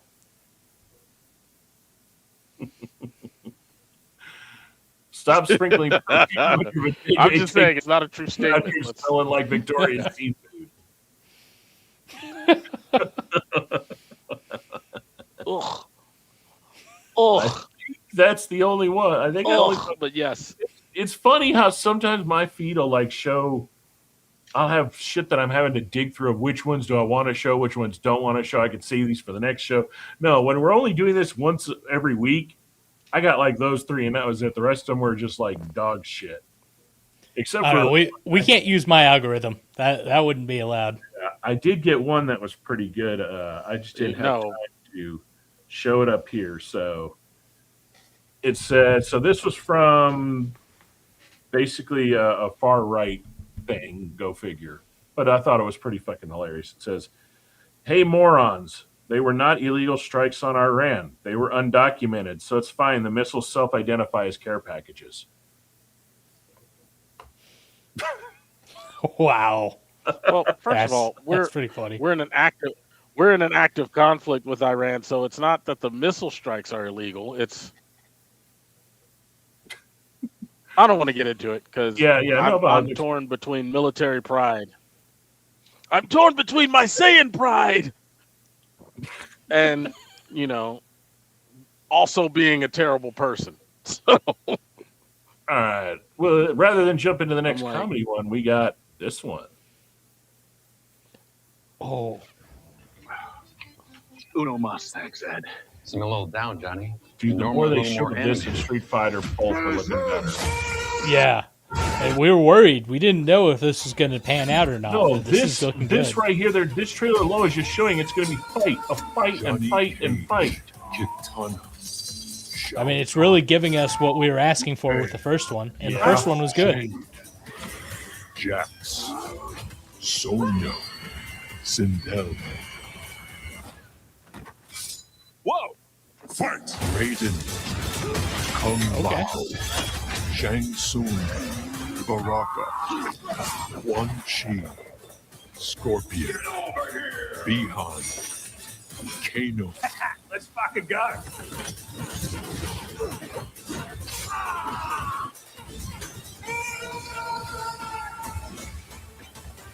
I mean, the visuals are going to be awesome alone. Combat 2, May 8. Get tickets now. Experience it in IMAX. Rated R. It's just around the corner, too. Is this another espresso shot? The perfect espresso? It's funny. I would say that this was mediocre latte when we saw the first one. But no, I think we're at espresso shot now. I think this one's worth seeing. Even if it's just fight after fight and there really isn't a great story, the fighting it looks too damn good. And the sheer lineup, you can tell that they're hopefully going to lean hard into the mythology, because some of those characters only pop in the games when you start understanding the underlying lore of everything going on in the background. Like especially Quan Chi and Bihan. So my thought process goes into, I think we've all just seen the best part of the movie. Possibly. But I don't have an issue with that if the fights are a little bit longer and they're good. I mean, it's a Mortal Kombat movie. Do we really need to have a massive story? I mean, we don't need a deep plot. We had the original Mortal Kombat movie, was good. Not much of a story, a lot of fights, good. What happened when they tried to do a story? Right. We got Annihilation. And that says everything. Trash. Well, I mean, the first one was basically like, my name's Inigo Montoya. You killed my father. Prepare to die. Yeah. That's like the Street Fighter one. Every trailer they're showing on it looks better and better, because that one, they definitely got it right in the sense of, let's make it look campy and video gamey, but not go Uncanny Valley. And that's where I think they got it right. The look of it looks like I would want something that's Street Fighter to look. Just like this is darker, more adult, more graphic. That's what Mortal Kombat should look like. Let's see. Fair. Let's do Scary Movie.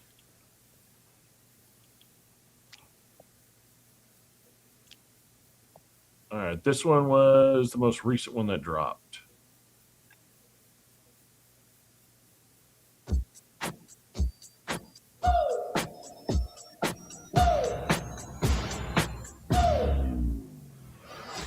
Come on! You ain't Michael. Michael's got a monkey. I got a llama. Be back. Who are you? John Wick? Sink into the chair. What are you waiting for? What the? See, Pooh? You ain't got no moves. Watch this. Boom! Oh. I can moonwalk.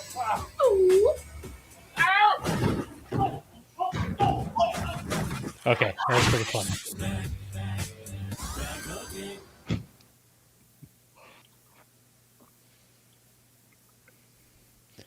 What's that? What's that fourth tier? You know, it's like, hey, I want to go see it. I'm Strong hopeful Cold for Brew. it. Yeah, Yeah, this is still kind of in that. I feel like there is a possibility we have through the 2 or 3 trailers we've seen that we may be seeing a bunch of the best parts of this.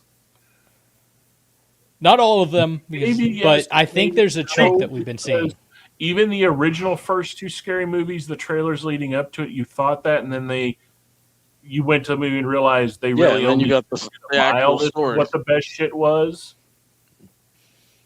Then again, I've never been a huge scary movie fan. I mean, I enjoyed them for what they were, but I'm not like a huge cult following on it.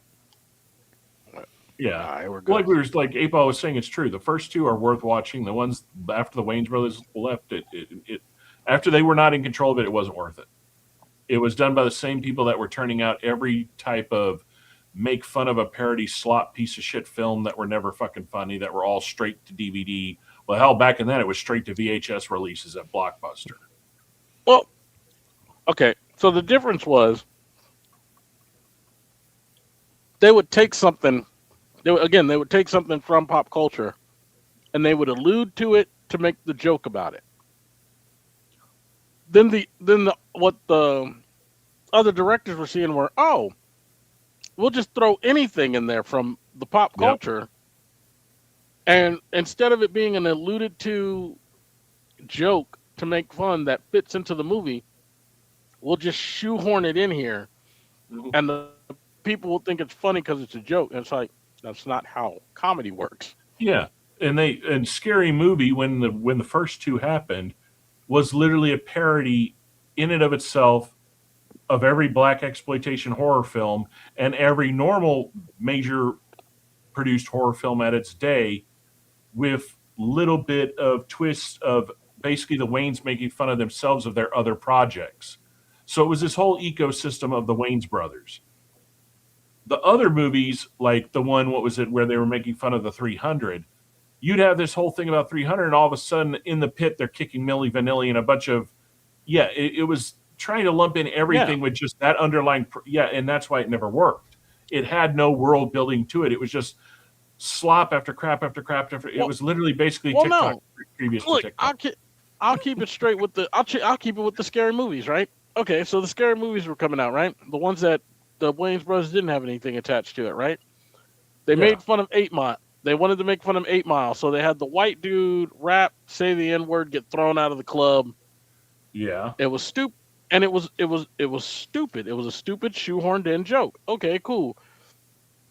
Then they were making fun of 6 Sense, so they had the little kid walking around telling all the people about their kids and stuff like that, looking like a fucking weirdo. And if you watch the movie, he didn't do that.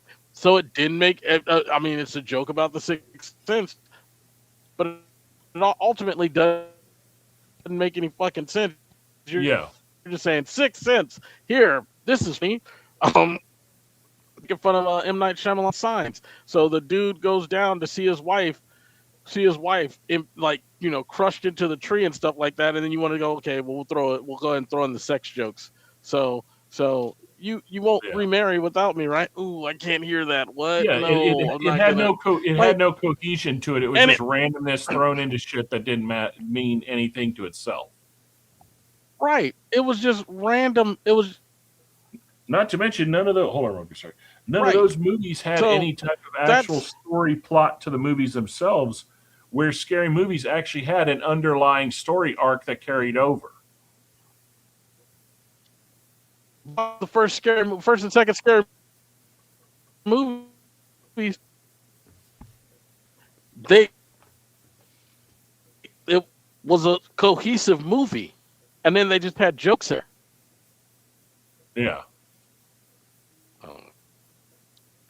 And now you're paused again. At this point, the internet's just trying to silence me. Yes. All right. Can you still hear me, though? Yeah. All right. No, I can hear you. Yeah. We're going to hop to the next one. Right, this cool. is kind of a curveball. This one dropped 2 days ago, and it is the first official teaser for Clayface. So Clayface being the Batman villain. Oh, I saw that. Yeah. And this is being done by it's the horror director. Hold on, who did it? Directed by James Watkins. Here's the thing that kind of interests me when I read more into this, when I started like looking more into this movie. So we already knew it was going to be a horror. We already knew it was going to be rated R. We already knew it was being worked on by Watkins and the same team that did the House on Haunted Hill type shit that just came out recently, and Midnight Mass, that whole group. So it's a good, solid people that know how to do horror. Here's the part that really got me intrigued on this. This movie, like it should with Clayface, is going to lean more into body horror. And this trailer does not disappoint. Oh, yeah. Here we go.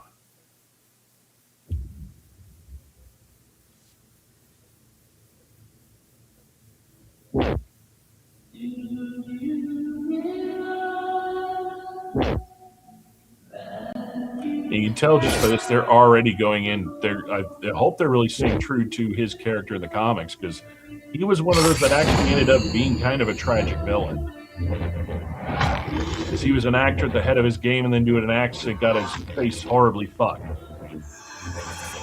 Yeah, I don't know really anything of the backstory of Clayface. So, pause it real quick. His story is he's an actor. He's like one of the best actors that, was from Gotham. He's, like the Brad Pitt of his day. And I can't remember if it's an accident or he gets attacked, but his face gets completely fucked up. And it's like mangled to the point where he's a monster. Like he doesn't go out in public anymore. He comes across someone who has this cream. And by putting on the cream, he can alter and make his face come back to what it was. All right. And as it progresses, what they want for the cream, the price keeps becoming more. They want him to do more things, pay more things. Yeah, the first one's free. And he eventually finally says, in a sense, fuck you. And this to all those out there, if you're going to correct me, this is the Clayface I remember. They may have changed it in certain comics. Maybe the 59 storyline changed it. This is the one I remember. So we're talking back from the 90s. He ends up getting into a fight with the guy or something, and he ends up falling into the vat of this shit and absorbs all of it. Oh. And ends up to where he can eventually, basically, he becomes this huge golem of moving clay. So he just turned into the Pokemon Muck. All right. Yeah, he can basically, but at the same time, he can now, like Mystique style, morph into anyone. He can actually morph his parts of his body into weapons. Still made out of clay. But so think about a golem that's a mimic. Okay. But at the same time, horrifying. He does that. He starts forgetting who he originally was, what he originally looked like, and his mind fractures because of it. And eventually, he just goes full tilt, fuck the world, and that's when he pretty much gets in the crosshairs of Batman. And his story that starts out as revenge, trying to find redemption, turns into a total nightmare, and he just basically becomes the monster that he looks like.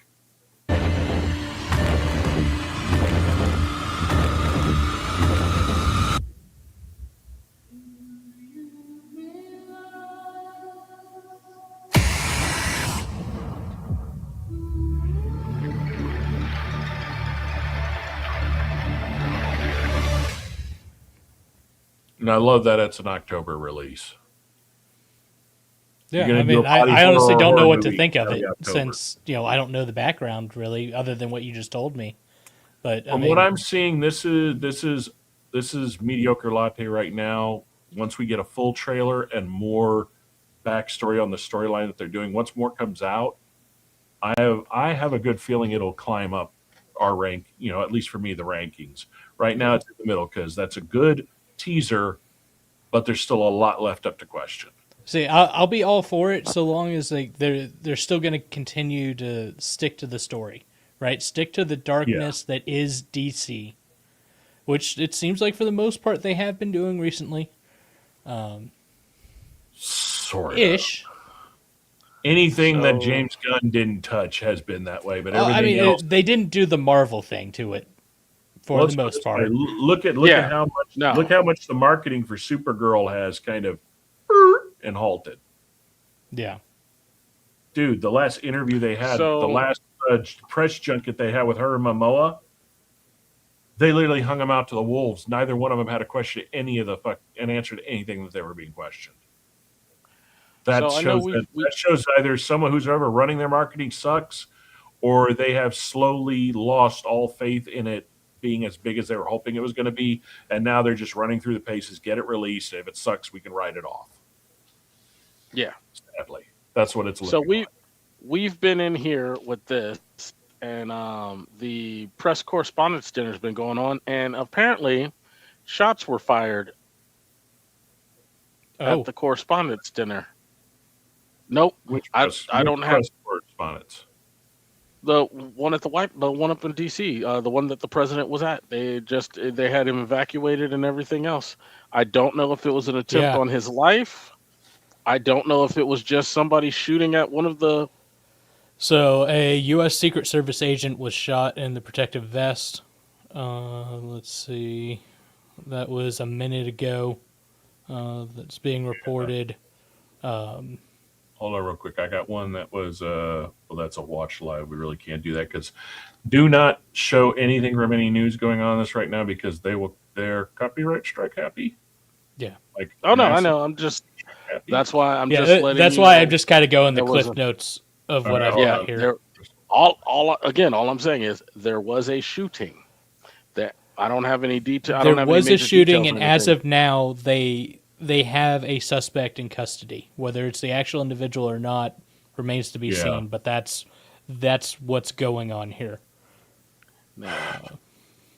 That is unfortunate. I'm gonna wait. We try to stay off of the politics, but considering this just happened right here, I'm going to say my simple little piece. Whether you like the person or not, this is never the way to go about anything. Anytime in any government something like this has happened, nothing good has ever followed. Case in point, a much loved president taken out of earlier before his time, JFK, and what happened? We ended up getting Johnson, and the Vietnam War continued. It didn't end. It escalated. Right now, we are in a conflict, whether you like it or not. Losing your leader at the time of being in a conflict never ends well. And I'm not talking in the sense of it would affect us and we would lose. No. Whoever would take over would have only one choice, and that is to ramp everything they're already doing up. Yes. I'm so sick of all this rhetoric crap. People who keep using the word dictator and fascist need to go visit a country or sit down and talk to many of the loving people that escaped from that shit that are here in this country and get some damn education. Are we in a great situation? No. Are we fucked up? Yes. Guess what, ladies and gentlemen? I'm about to be 47 years old. We've always been messed up and fucked up. We have never done it right. We are a 200 years of a learning curve. Okay. And this is the best part about us. No, this is the best part about us. We don't agree, but I do agree with this. There's no point in using this kind of violence to try to change leadership. If you truly want change, if you truly want anything, we have one of the best systems on the planet. We have one of the best systems because we're allowed to choose who leads us. So, if you have a problem, vote. We are able to choose who leads us when both parties decide to hold primaries like they're supposed to. Look, the reason, if y'all want to blame why the orange man is here, is because the other side didn't let y'all pick a better pick than Drinky Slurry can't hold a conversation or Sniffy Pervy farts his depends. When they had many people in their pickings that would have been better than either fucking one of them. That's where it comes down to. That's my take on it. And when it comes to the rhetoric, I don't care if you're right. I don't care if you're left. fucking end it. It doesn't do anybody any goddamn good. All it does is fuel exactly what they want. All of us fighting each other and not turning the eye of Sauron where it should be all the time on what the fuck they're doing. Because if you follow history, the moment that we come together and we turn that eye, well, things get changed. You know, Walrus, you're kind of the younger one of us. I will literally say, in the time before you were born, okay, I remember growing up in a time where literally it may not have been perfect because it never has been perfect. Yes, were there racial shit going on? There always was. There always is, no matter how you change things. There are always people that are always going to be stuck in that mentality. But I will say this from my growing up experience. I had friends from all over the world, all over walks of life. We never, ever saw anyone around us for their religion, their sex, or their race. We saw you for, were you a loyal, good, honest person, or were you a piece of shit? That's it. I, in the last 15 years, have seen everything go into such an epically fucked hatred division. It's scary. It is scary to watch people I know get at each other's throats, and I'm looking at them like, you've known each other for 40 fucking years. You know he's not what you are calling him, and you know you're not what he's calling you. Why are you doing this dumb shit? And it's just not right. And it leads into what we just read. What the hell just happened? Yeah. When people get politicized, get ramped up, get emotional, and get hatred built inside their hearts, it comes down to the simple philosophy. The only reason evil flourishes is when good people stand by and say and do nothing. And people standing by and saying do nothing is not screaming and yelling at everybody that has a different fucking opinion than you. It does not believe you're on some morally righteous high horse. Yeah. Because I guarantee all three of us in here right now, I shouldn't say different views, have completely different views, but completely different views. Yeah. We all have our own views. And guess what? We haven't said, really one mean thing out of hatred to each other in all the time we've known each other. Out of hatred. Case in point, watch some of our old shows. You can tell that all of us have an epic disdain for people like Hassan Peckerwood. Have we ever said anything hatred towards him? No.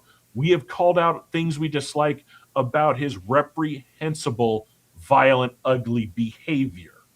Because that type of rhetoric ramps and the way he treats animals. Do shit like we just read about. Mm-hmm. Most people do not have the capacity to be violent. In fact, do. Hold on. You'll agree with me. You'll see where I'm going on this. Just like to quote a movie, what Fight Club brought up is real. Most people, the average person, will at most avoid contact at utmost possible. They will de-escalate or even run away from violence because it is not pleasant. The reason we're seeing things like this is because there are too many people out there ramping up rhetoric. Ramping up that is okay to do things like this because you disagree with that. You don't like the way things are going. What 8-Ball just said is right. You don't have to do this because we have everything in place if you actually do it the right way and get off your ass and quit listening to TikTok and these dumbasses on Twitch and Reddit. That you can petition for grievances. You can march. You can protest. And by the way, protest does not mean blocking a goddamn roadway and emergency vehicles. And it does not mean let people go to work. Yeah, it does not mean throwing rocks and getting violent. It means standing on public property. Notice my word, public property. When you're standing on the doorstep of a detention facility or a police department, guess what, Bubba? You own federal property, not public. When you're on someone's yard, you own private property. And in Texas, we have the castle doctrine. You might end up very quickly being buried on said property. Do it where you're supposed to. Do it the right way. And if other people are counter-protesting, I will say this right now. Don't get violent at them.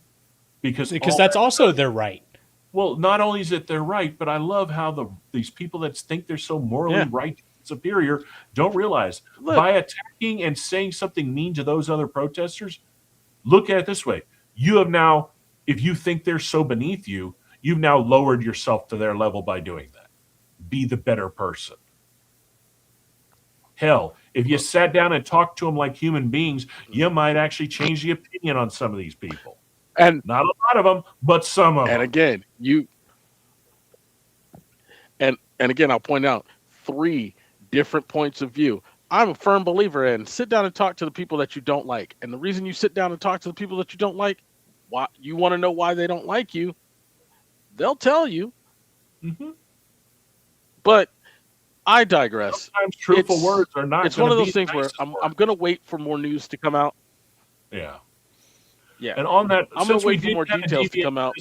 As we did deviate in this direction. Yeah, since we did deviate in this, I will say one thing that has been kind of on my mind for a little bit. Okay. Which is,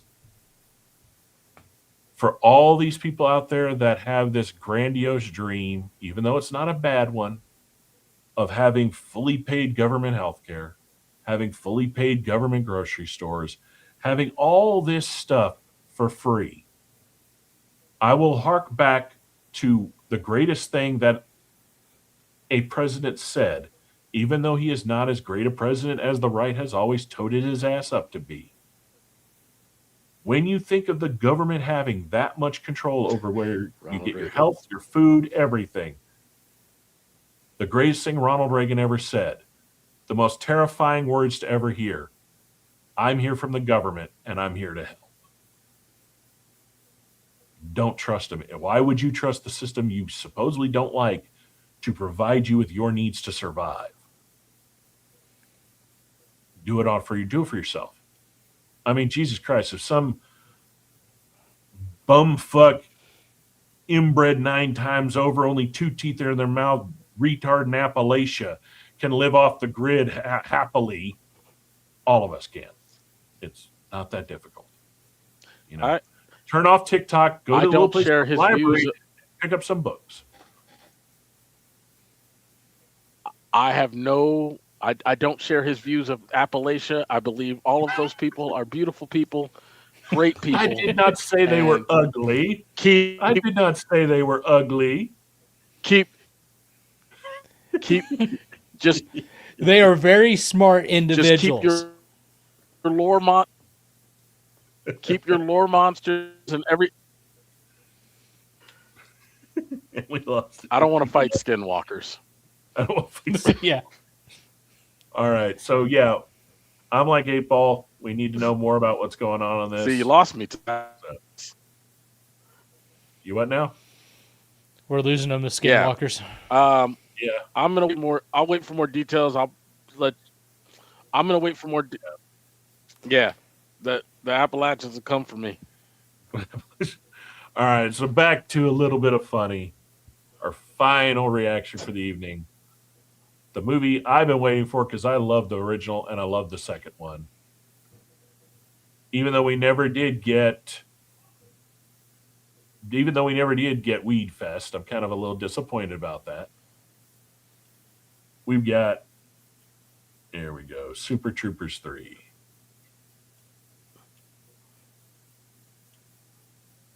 All units respond. Reports of a high-speed chase.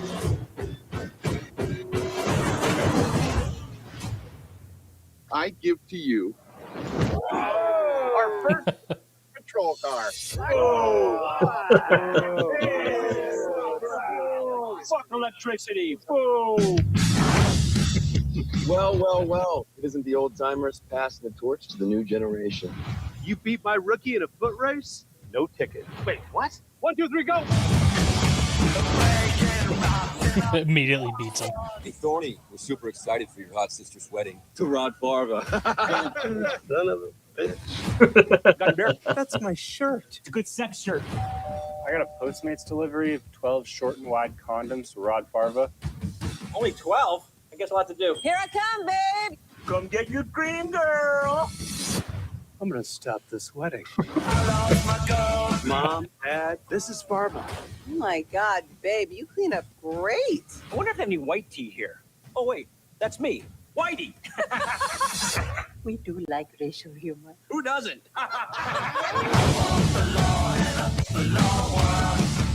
Marvin, 10 days, bachelor party, bum fights, Russian roulette, strip club. What the hell? Hello, boys. Pull up a cup chair. Turn it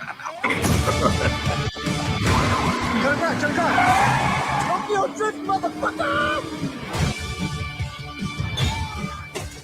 Watch it, Father.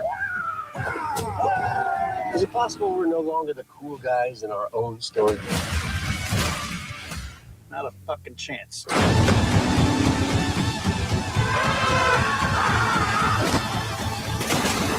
Okay, Farva, time to pick your snake. This guy's actually kind of cute.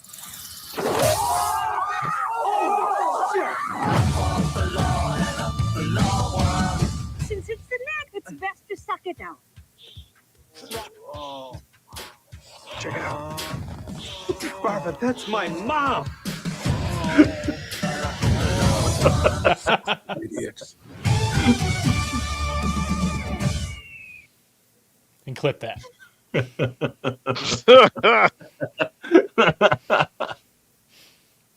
Oh man. So since that's an August 7th release, okay, what do you say we get everybody together and do a dual birthday? Go watch it. Yeah, well, wasn't there one August 8th or something that's coming out right after that? No, it's the 20. It's the 28th. 28th. It's the 28th. Okay.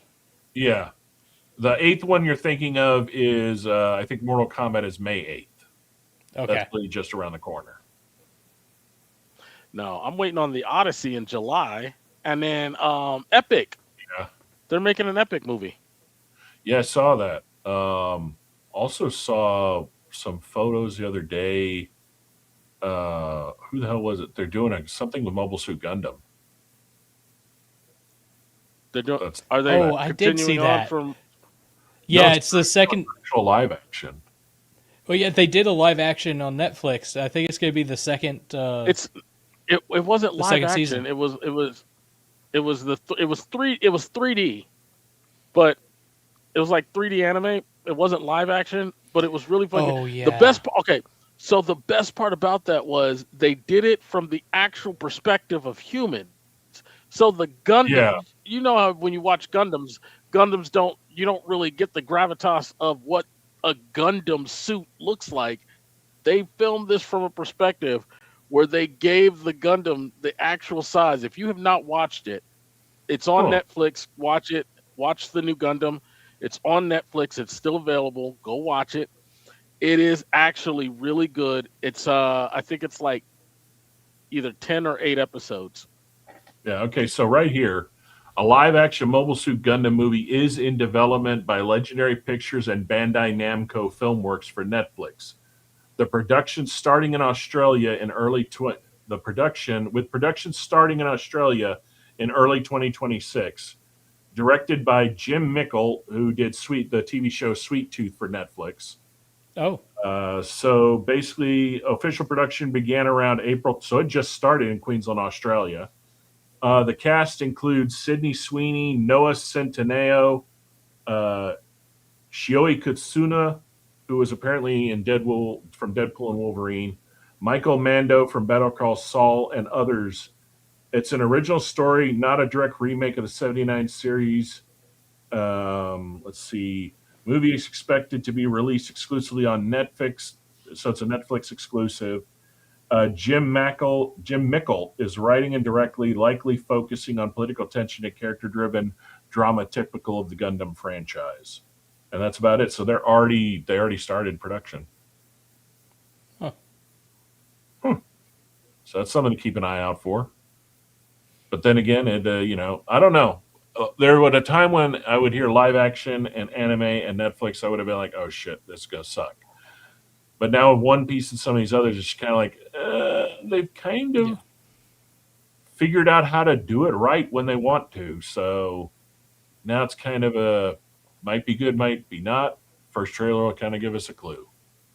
Or hell, just like One Piece did, once you see some of the set photos, that's going to kind of make or break it right there, especially with Gundam. If the sets look cheesy and all of that is done half-assed, then it ain't going to be worth it. Yeah. Now, I haven't had the time to discuss it on the show recently because I've been getting caught up on the show. But Star Wars Maul is just it is a masterclass in Sam Witwer giving you the true Darth Maul. I mean, it is just it's downright impeccable. Everything about it is good. The visuals are good. The fights are fantastic.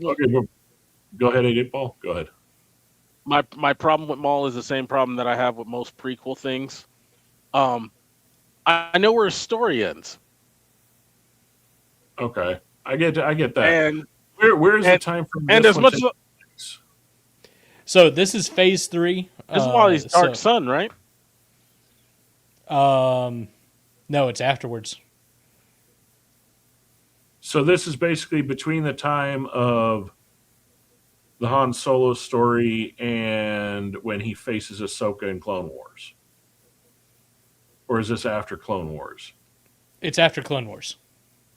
Okay, so this is the mid-period between Clone Wars and when he dies. So it's when the Empire is still using a bunch of Galactic Republic stuff. Okay. So like they're using LATs to fly around, but then stormtroopers come out and they've got the slightly different. It's like a mixture between a clone trooper armor and a stormtrooper armor. Okay. And that's generally called the Phase 3. They do have the Star Destroyers coming in. Okay. They're starting to lock down planets whenever there's a Jedi. They have Inquisitors that are moving around. Yeah. So I agree with 8-Ball. It is kind of hard to get into stuff like that when you know the conclusion, like the finale.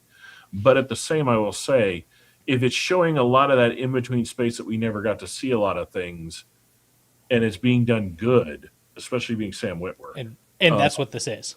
And yeah, I've seen hell, I'm wearing his hat right now. Theory and a few other people that, would tear apart anything shit in Star Wars way more than me because they're way more into the lore than I am. They're enjoying it. So yeah, it is on my watch. I just haven't had a chance. I want to harp again on the fight scenes. I mean, because you can very clearly see where it harkens back to Darth Maul in Episode 1 and his fight and how his fight mechanics are there. Okay. But then you can also start to see where he learned more from Darth Sidious than we ever saw in any of the other movies. In the true nature of the dark side, and it's really good. The lore is good. Okay. So, highly suggest it. All right, well, definitely something to throw on the list.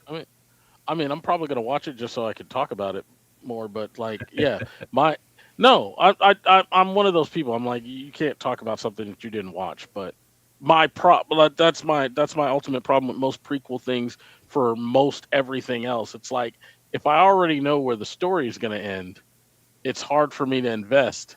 And I can watch it for the visuals. I can watch it for the fight scenes. I can even watch it for the imperial politics that you never really see in everything else. Like it's kind of why I watched Andor and all the other stuff because I like the way that worked.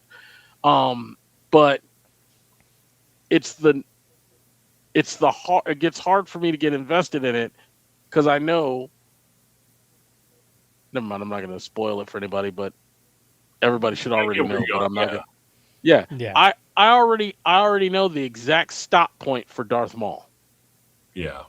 Yeah, but how you get there is still kind of in the air. Yeah, definitely something to see. The animation looks good. But yeah, that's definitely something to check out. On that note, I think this is a good point to kind of stop tonight. Yeah. I want to ask the people that watch, if you're watching this later on, let us know. We do have the Discord in the channel link below. Please like, comment, subscribe. We'd love to hear from you. Tell us if you love the shorter shows like this or you like the longer shows. Tell us if you'd really want to see us this once a week or if you want to see if the 2-week format works. We're just kind of trying new things out if we have the time. I always did the 2-week format because it gave everybody more time to prepare and it also gave us more shit to work with. As you can see with 1 week, we kind of limited right now on things that are coming out. But we did have a good discussion topic to talk to tonight because there are a lot of comedies coming down the pike. But yeah, definitely let us know what you think, good or bad. Let us know where you're watching from. Yeah, let us know where you're watching from too. So, hey, Paul, what do you got coming up?